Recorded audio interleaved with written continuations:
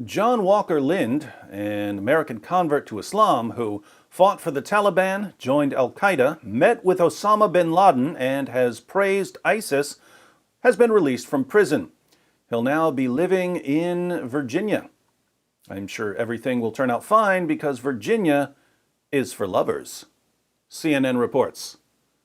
John Walker Lindh, the so-called American Taliban whose capture in Afghanistan riveted a country in the early days after the September 11th attacks, has been released from prison, authorities said.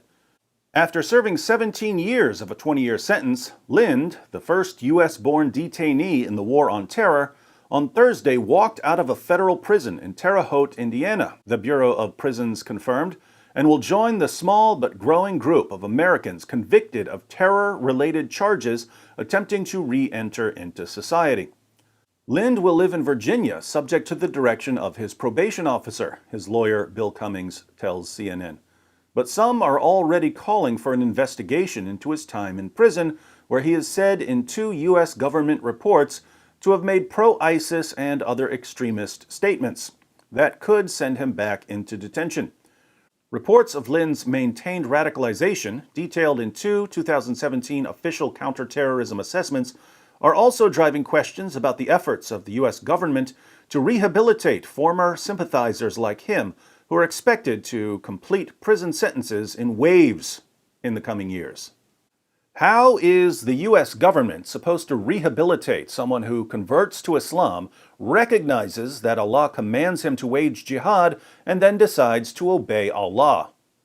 Is the U.S. government going to tell him not to do that? Hey, al-Qaeda terrorist, don't you realize that Islam is a religion of peace? But Allah orders me in the Quran to fight anyone who— Stop quoting the Quran! You're supposed to get your religious views from us, the U.S. government, not from Allah. That'll go over well. Raised in the suburbs north of San Francisco, Lindh took an interest in Islam at a young age, converting to the religion at 16 and moving to the Middle East to learn Arabic after finishing high school.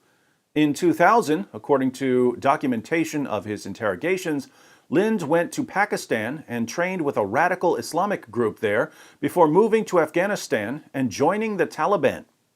Because he was not native to Afghanistan and did not speak the local languages, Lindh told investigators that he joined the Arab group, or al-Qaeda, studying maps and explosives, fighting on a front line, and at one point, meeting with Osama bin Laden. A budding young terrorist getting to meet Osama bin Laden is like a Star Trek fan getting to meet William Shatner at Comic-Con. There's actually some video footage of Lindh's meeting with bin Laden. What? It's me in an 80s movie, right? Yeah, he got it. He got it over there. The little guy got it. Who is that guy? I've never seen him around here before. How's it going, Chief? Good day to you, sir. When U.S. troops first encountered Lindh in November 2001, just weeks after the September 11th attacks, he was bedraggled and injured. A CNN camera filmed as Lindh, a daze cast over his dirty face, told American forces how he had wound up at a detention camp in northern Afghanistan and survived a Taliban uprising there that killed hundreds of prisoners and a CIA officer, Johnny Michael Spann. Lindh admitted to participating in the revolt near Mazar-e-Sharif, Afghanistan, but prosecutors did not say that he had a role in Spann's death. The U.S. government doesn't know much about what Lindh did when he was with the Taliban and al-Qaeda. There's a similar problem with people who joined ISIS, then returned to their home countries. Prosecutors don't always know what these people did when they were part of a foreign terrorist group. So they charge the people with supporting a foreign terrorist organization and sentence them to a certain number of years.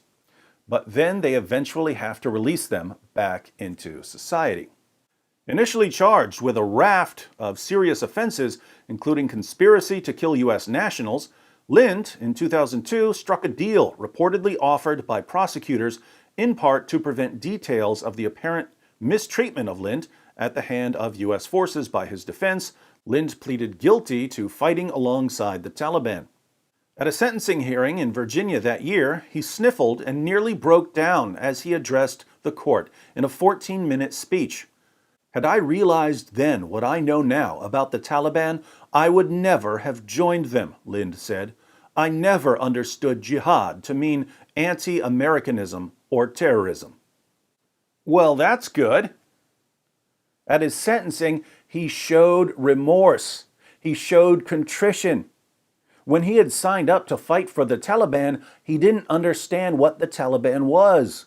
But now he understood. We can see from his remorse and contrition that he's no longer a threat. That contrition has been contested by a pair of official reports from the National Counterterrorism Center and the Federal Bureau of Prisons that were first published by Foreign Policy in 2017.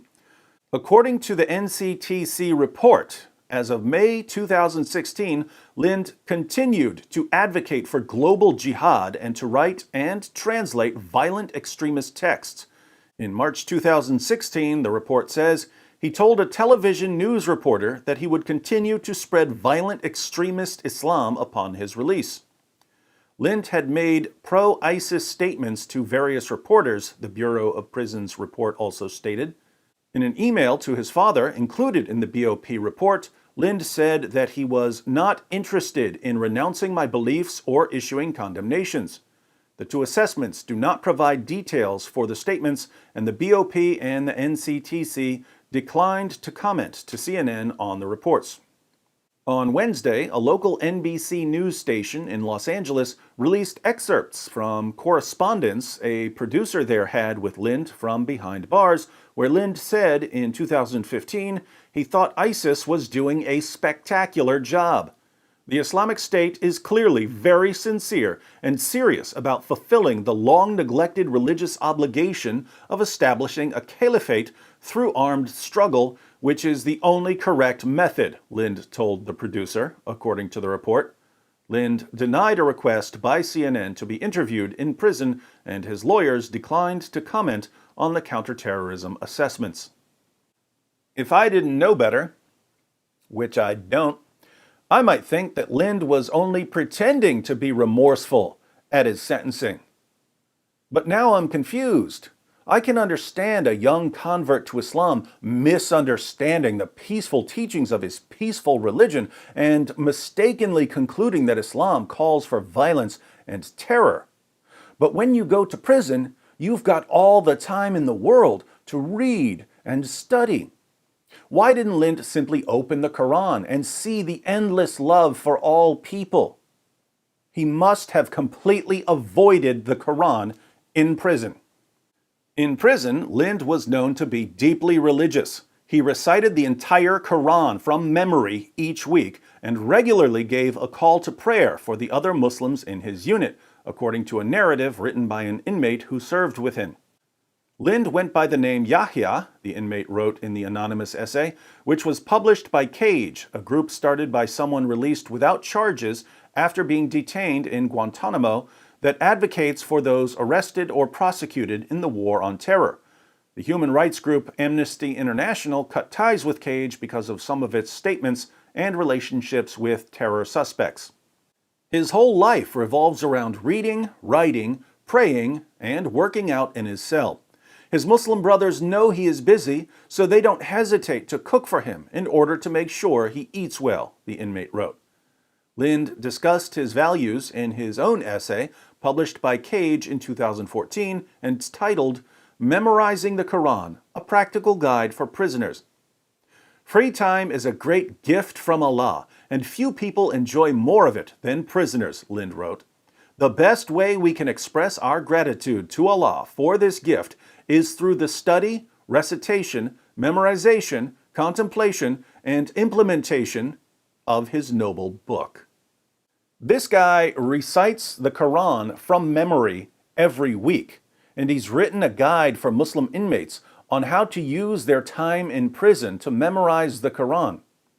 How do you think he missed all of the peace and tolerance in the Quran? Notice how the other Muslim inmates treated him. They would make his food for him so that he could focus on studying and writing. They treated him like a hero. This is a former member of al-Qaeda who was praising ISIS.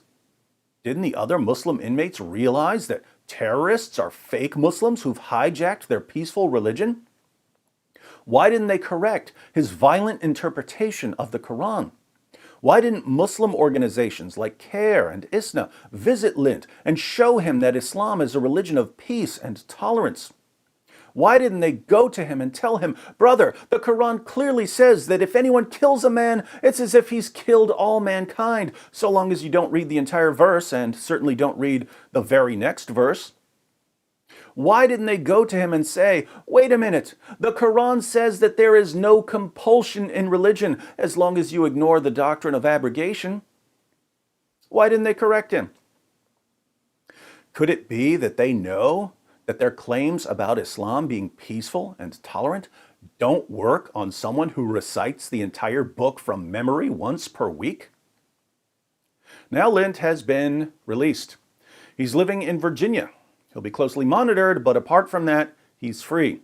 He'll be performing his salat at a local mosque, where he'll be viewed as a hero. He's planning to take the pilgrimage to Mecca, where he'll really be viewed as a hero. And if you object to his beliefs in any way, your only possible motivation is racism, despite the fact that Lindh is almost as white as his prophet. But don't be too worried about Lindh, because there's going to be a massive wave of terrorists being released from prison after serving their sentences. What could go wrong?